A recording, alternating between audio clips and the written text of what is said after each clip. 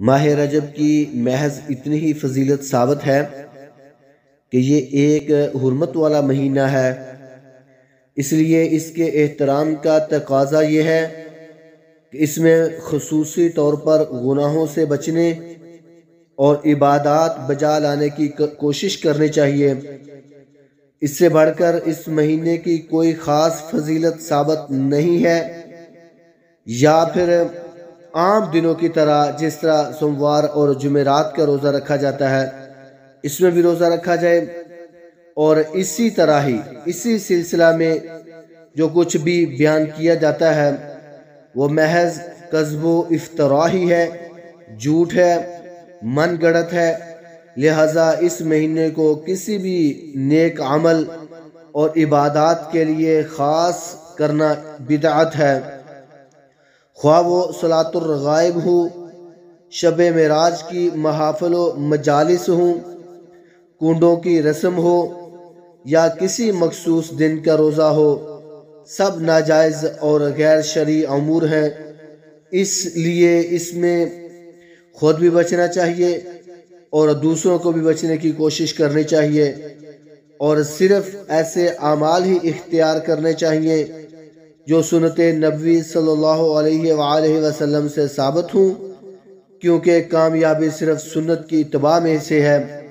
اس کے علاوہ نہ نبی صلی اللہ علیہ وسلم نے اس مہینے کے اندر کوئی ایسے کام کیے جو آج کل بدعات کو عام کیا جا رہا ہے، نہ صحابہ، نہ تابعی، نہ تبع تابعین، ان میں سے کسی نے کوئی کام نہیں کیا۔ تو اللہ سے دعا کرتے ہیں اللہ ہمیں بھی صحیح طور پہ عمل کرنے والا بنا دے۔ اصطلاح میں رجب قمری مہینوں میں 7ویں مہینے کا نام ہے، اور یہ ان 4 مہینوں میں بھی شامل ہے جنہیں شریعت اسلامیہ میں حرمت والے قرار دیا گیا ہے، جیسا کہ اللہ تعالیٰ نے فرمایا ان عدت الشہور عند اللہ 12 شہرا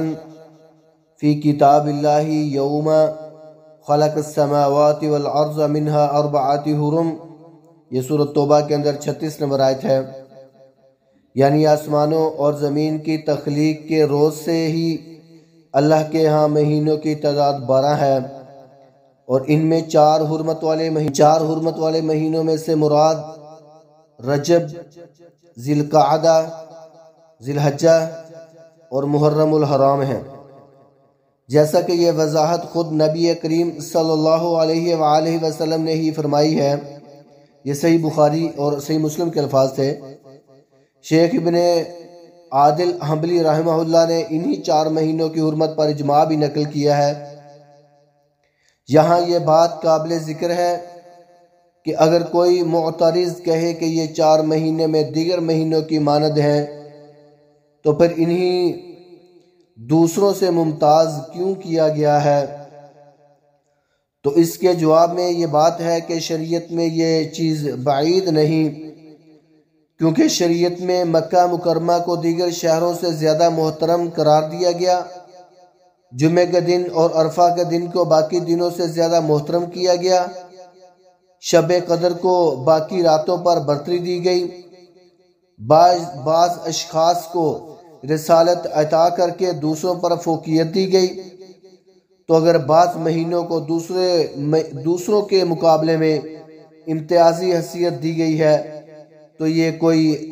اجنبی بات نہیں ہے۔ حرمت و تعظیم میں ان 4 مہینوں کی تخصیص اس طرح ہے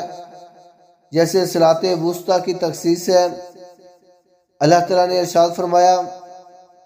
حافظوا علی الصلاۃ والصلاۃ الوسطیٰ، یہ سورہ بقرہ کے اندر 238 نمبر آیت ہے، یعنی نمازوں کی حفاظت کرو بطور خاص صلاۃ وسطیٰ، مثلا درمیانی نماز عصر کی نماز کی۔ ان مہینوں کی حرمت کے 2 مفہوم، ایک یہ کہ ان میں قتل و قتال حرام ہے، اور دوسرا یہ کہ یہ مہینے متبرک اور قابل احترام ہیں، ان میں نیکیوں کا ثواب زیادہ اور برائیوں کا گناہ زیادہ لکھا جاتا ہے۔ پہلا مفہوم کہ ان میں قتل و قتال حرام ہے، شریعت اسلامیہ میں منسوخ ہو چکا، جبکہ دوسرا یہ کہ قابل احترام اور متبرک ہیں، ابھی بھی اسلام میں باقی ہے، یہ معارف القرآن کے اندر ہے۔ رجب کی خاص فضیلت، ماہ رجب کی اتنی عمومی فضیلت تو ثابت ہے کہ وہ 4 حرمت والے مہینوں میں شامل ہونے کی وجہ سے باقی مہینوں سے زیادہ قابل احترام اور متبرک ہے، لیکن بطور خاص ماہ رجب کی کوئی فضیلت میں کوئی بھی روایت ثابت نہیں ہے، جیسا کہ امام شوکانی رحمہ اللہ نے نقل فرمایا کہ خاص طور پر ماہ رجب کے متعلق کوئی صحیح حسن یا کم درجے کی ضعیف سند وارد نہیں ہوئی، بلکہ اس سلسلہ میں وارد تمام روایات یا تو من گھڑت اور جھوٹی ہیں یا شدید ضعیف ہیں۔ اسیل الجرار کے اندر یہ الفاظ ہیں، 2 نمبر جلد 143 نمبر صفحے میں۔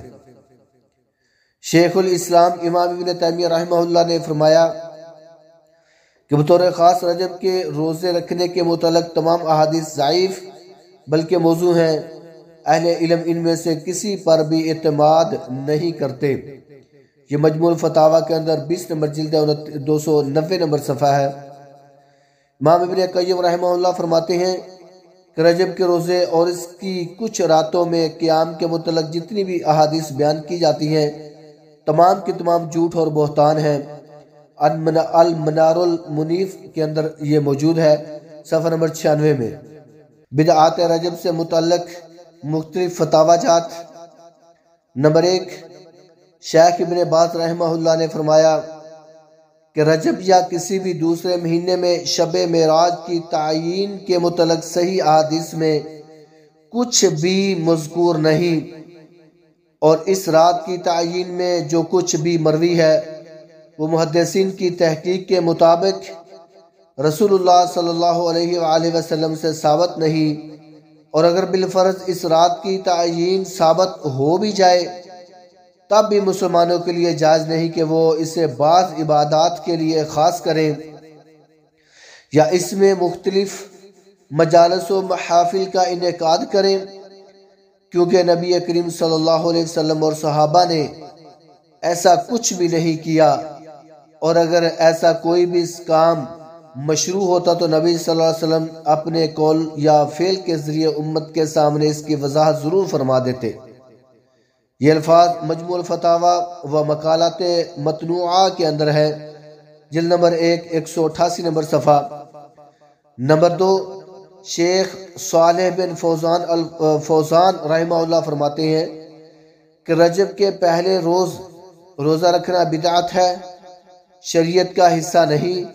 اور نبی کریم صلی اللہ علیہ وسلم سے رجب میں خاص طور پر روزوں کا اہتمام ثابت نہیں، لہٰذا ماہ رجب کے پہلے روز روزہ رکھنا